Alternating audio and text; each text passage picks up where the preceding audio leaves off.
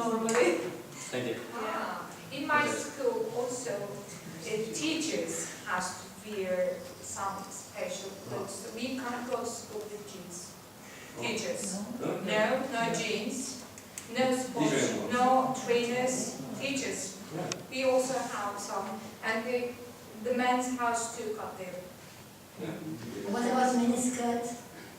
For teachers? Skirts. No, we can't wear miniskirts, we can't wear tight jeans or jeans. Okay. It's very strict in our country. And teachers and students. Okay. We don't like it. I'm interested in the number of subjects that you have in your school, and are those subjects more into scientific studies like physics and maths, or are there more subjects for social studies like languages and so on? Okay. We are two schools from Turkey. I'm a normal high school teacher, and they are a science high school teacher. In a normal high school, we have many types of lessons, both science and social sciences and art, language, and so on. We have many different types of lessons, and we have some of them compulsory and some of them elective and optional. And when they come to 11th grade, most of the lessons are elective, optional. They choose what to learn. Our students choose what to learn. But in their school, it's called science school, mostly science lessons, physics, chemistry, maths. But they learn some of the social sciences, geography they learn, history they learn Turkish grammar, and they also learn language, English and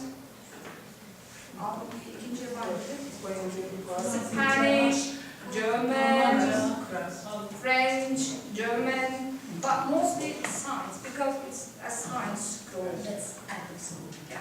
Thank you. In our school in Spain, we cover both. It's not just physics and maths, our social science, it's both. From one age, they have to pick what they want to do, and they are covered about the same thing. We have also the technical schools where they can choose to learn and learn a job more than study furthermore, more maths or more history. And there is no difference. The only thing that makes our school a bit different from others is that we put an effort on investigation. Even in social science and maths and physics, it's the same, but we put an effort on investigation and try to make them learn how to learn by themselves. That's great. And, well, that's it. Thank you.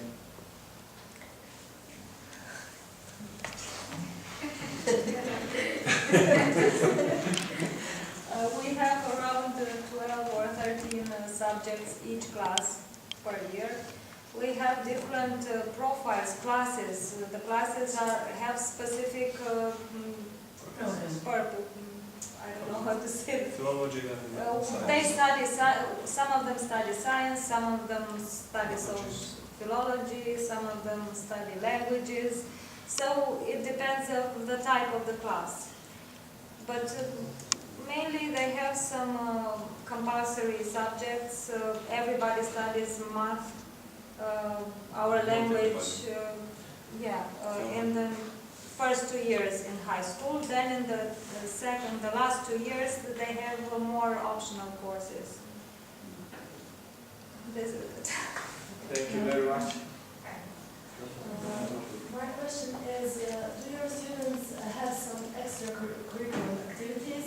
And if they have, which types of it? How many of them are interested in it? And do you offer them some interesting teams or projects to connect with other students in Europe?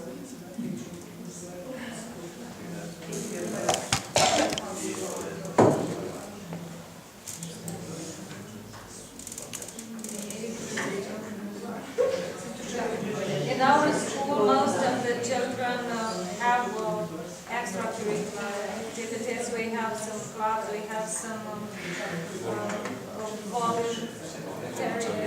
voluntary activities. They help older people, or people in need, poor people.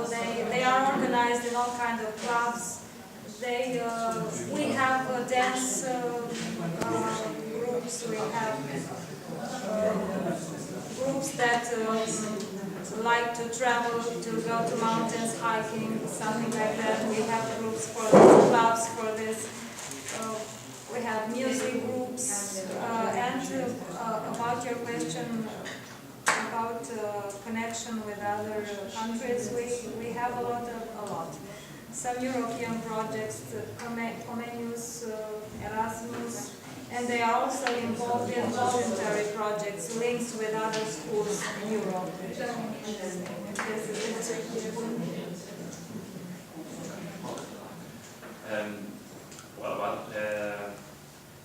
Projects with another schools from Europe have students exchange with French people. They come to Spain for like a week, and our students go there for another week. And we have that also with English language. We are looking to contact here people to make that too. And well, about the extracurricular things, there are of course the trips of students when they finish when they graduate. About other kind of things that, well, every teacher sometimes picks a group of students that are interested in some kind of topic and develop it. I myself, I'm doing video games with students of early age 12 to 13, and it's quite fun. So other students are working on other kind of things, but it's their initiative. Apart from that. Okay, in my country, my school offers some social activities, but our students are very interested in it. But in the science school, they offer many different social activities. For example, to make a plane, maker plane, and electronics. They have electronics clubs and a theater club and sports club, and they have astronomy clubs. So in May they have astronomy days, and the students learn in this club how to create a telescope. And so in their school they produce honey in their garden, and they produce silk, the little, they produce silk. And their science school, so they enter the national Olympiads in our country, science Olympics, and they have lots of grades there, national success they have. But my school is not like that. Yeah, just a building, and that's the whole my school. But they have a really big garden, like a university, and they have many buildings in their schools. So, and they're just more active in school. But we are not active in social parts. Does it mean that you grow silkworms? Silkworms? Yes, and so finally what do you do with that? Do you Well, sell that? No, they don't sell it, just to show how The procedure, how to create. Yeah, that's it. What about the honey? What do you with the honey? You eat it. They eat it with their students. But it might be beneficial for the school to sell that silk, because it can be used for making shawls and blouses. No? No, they're not doing that. They're just short because their school is in a campus. The campus in a big forest. In a big forest, there is covered with covers their school. So they have many advantages. And what do you do with the honey? Do you sell that? Well, no, they don't sell it. They eat it with their students at school. It's not very big, but it's to show how to produce honey and silk, just all. So my question is, do you offer your students any school trips, even abroad? And if you do, how often? And are they educational or maybe for fun? Well, I almost answered that in the previous question. Apart from the exchange. Yes, they exchange. Well, in the graduation trips, it is typical that we go. What we're doing now, it's a cruise boat around the Mediterranean Sea, and that's what we do for fun for them. Educational to another countries, it's the exchange thing, which is 1 week. I think that's all.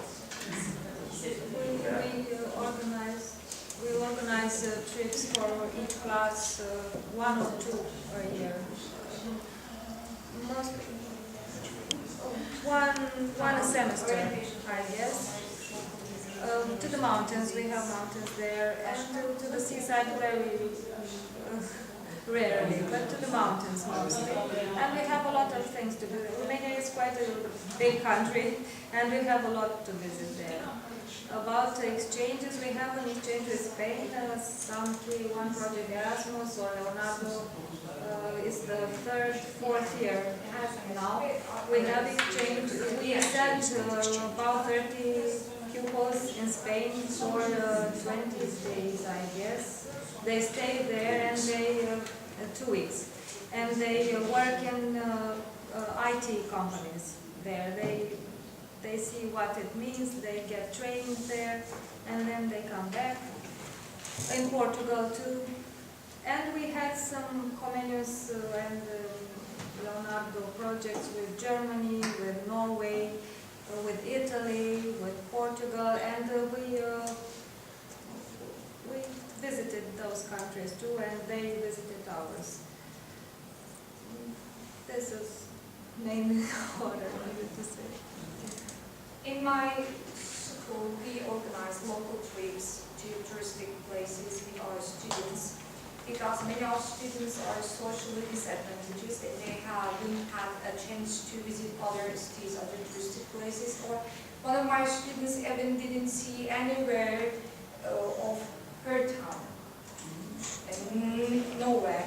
So for this type of students, we organize local trips to other cities, and we take them to the cinema, theater, after the school, and sometimes we organize picnics and so on. And the science school is a little much more doing things, a lot of doing things.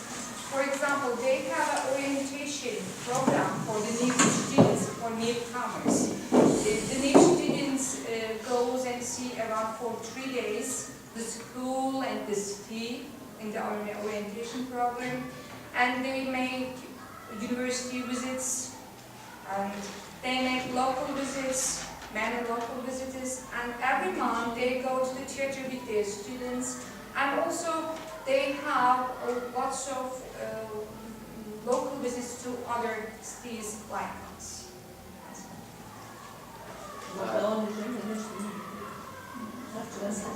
One last question, please. Here in Croatia, at the end of high school, most schools have a state written exam, which our students need to pass in order to get the college they want. So I'm wondering, does each of your countries have one exam similar to ours, and do they need to pass it in order to get the college they want? Well, many is bachelor exam, and you must pass this exam if you either want to go to university or college. They have to pass it with a higher grade to have any chance to get there. Is there a specific way of when applying for college? Is there a specific way of listing the students? Is it just success in school, or is it especially the exam? Does it carry extra points for the college? They need both. It depends on the university. Some universities let them come just looking with their bachelor exams, and most of them have specific exams. They have special. And very many of our students go and study abroad. In England, mainly in London, in Manchester, in Brighton, they live. They leave Romania and they study there.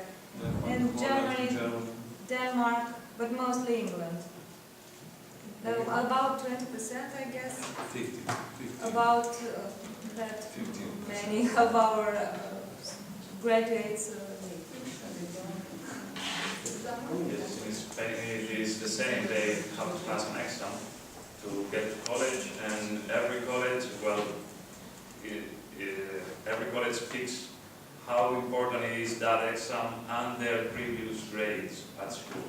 So they make a mixture of those grades.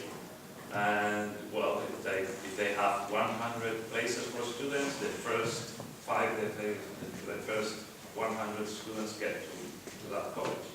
And that's the system basically. In our country, we have university entrance exam like you, and it's very difficult. And we have we have 5 or 6 parts, and it is divided in 2 main parts. First, in February, they attend the first session of the university exam. If they pass it, then they, in June, attend the second session of the university exam. But in the second one, you have to choose your subject: math, Turkish, language, and social sciences. So that's like that. And for my school is more successful in language, and their school is the most successful school in Turkey about university exam on science, and they have the first student in the university entrance exam who has the first, what do you call it? Right. Yes, their student has the first rank in the university exams. But we are successful at languages, and so we have a very tough university exam. In Cyprus, please. Well, in Cyprus, it's again the same thing. Our students take exams at the end of the year. In the few years back, they used to have 2 sets of exams, one for the school and one for the university entry. Now they made it a little bit easier, so they sit just one set of exams. But again, only the very successful they enter into the universities in Cyprus. If other people want to study, they can apply to other countries like in Greece or in England. A lot of people, they go to England. But in England, you can only show your living certificates, the exams that you take at school. Plus, if you want to be more successful, you take extra lessons in GCE's exams. At the end of this little review, I would like to say that we are thankful for your attention and for answering all these questions. And I hope you enjoy staying here. And thank you. Thank you very much for coming.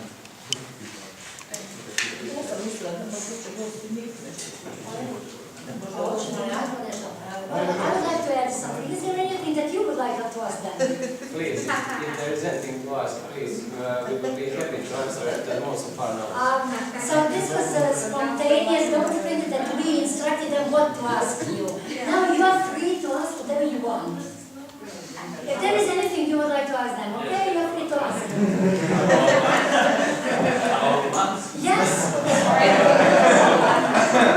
But without the assessment, you can ask them maths, but no grades, please. Okay, I want to ask something.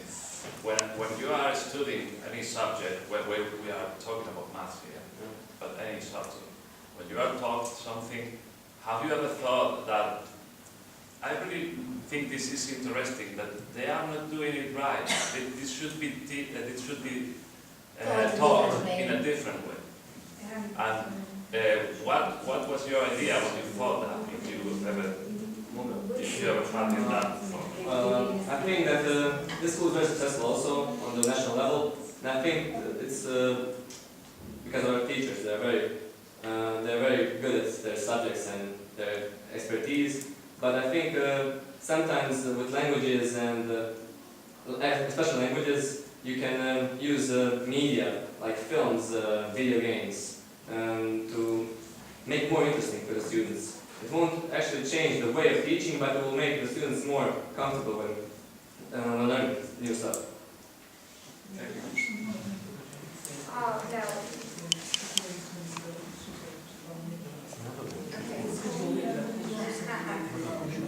you want to ask, what do you do after school, like social activities, and do you think school is boring?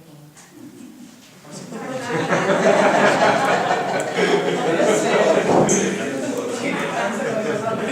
honest, be honest. I don't like school. It's boring to me. I would like to say this school, I call this school special. Yeah. Not because of the program that it makes. The teachers are not only teachers, they are also sort of parents. It's not very strict. You must learn that, you must send that, you must do that. It's a little more better relationship than it's, I don't think it's in any other schools. So it's not only strict ways. And we also have some special activities, for example, with with us, with our class mistress, we are making some show for Christmas time at the end of this term. And it's not boring. It's when you see that someone is trying to get your attention, trying to work and trying to make the best of your life, you see that and you just make that better. Okay, school is fun, so. They make it fun. Yeah, Okay, what about the others? Do you think that the school is interesting? School can be boring for some days, but I think it's the very important part of our lives because we're kids and we must have fun, but we must also learn. So I like school. I like school. Very well. I would like to say that it Very well doesn't said. really matter do we like school or not, but it is the only school that can afford us existence for our families in the future. So it is existence that is really matters. All right. I know some of you already know, I don't know, are you in the final year? All right, maybe some of you know what to do after school. Go and find a job or continue study at the university. But probably, as most of you, some other students have no idea what to do after school. But the school has a system to help you decide what to follow after school or what to do. Do they advise you here what to do? We ask the teachers. We have a friendly we have a relationship with our teachers, so we can ask them where do they see us in college and in a profession, and they tell us, and then we choose by ourselves. But we Is there a system that can tell you what the needs of the country, there is, but not in our school. It has special places in bigger cities, and there's a special center where you can talk to a psychologist and take exams on the internet and stuff like that. and can show you what you are interested. Yes. Okay, so there is no, yes, that's... The same question goes to you also, because I like to know... There is no special agency, let's say, or the program to advise the students about their future career. All right. So it's definitely based on their own decision, according to their interests, according to the results that they have shown during their schooling. So they make their minds up. And then we can also advise them what's good, what's not good, or where to go to get the real and the right information about their next choice. Okay, but there is no special policy to say, okay, this is the agency for advisory agency to teach them what to do, what not to do. And according to the scheme of employment, so we suffer from a high rate of unemployment. So unfortunately, science is still something that is profitable. But let's say the other languages, okay, and so on, well, it's very difficult to get a job when they finish. Yeah. Okay, so Now, that's it. my friend wants to ask, have you made up your mind what to be in the future now? Or it's too early for you? It's not early, but we haven't already made our mind. When you are signing this after the university exam or just before it? We try to do it before. Before. We try So to you do it have to select the department Yes. before or after the exam? Before. You can decide Before. before, Before and the then you exam. write the exam, and then you decide. According to the yes, your choice depends on the study because you have different levels, like some you mentioned, and you have to choose the specific levels for that school, for that college. So you have to make up your mind before. Before university. Yes. And the sooner the better, because the more time, the time of the preparation, it is very necessary to have enough time to prepare for the subjects and the colleges.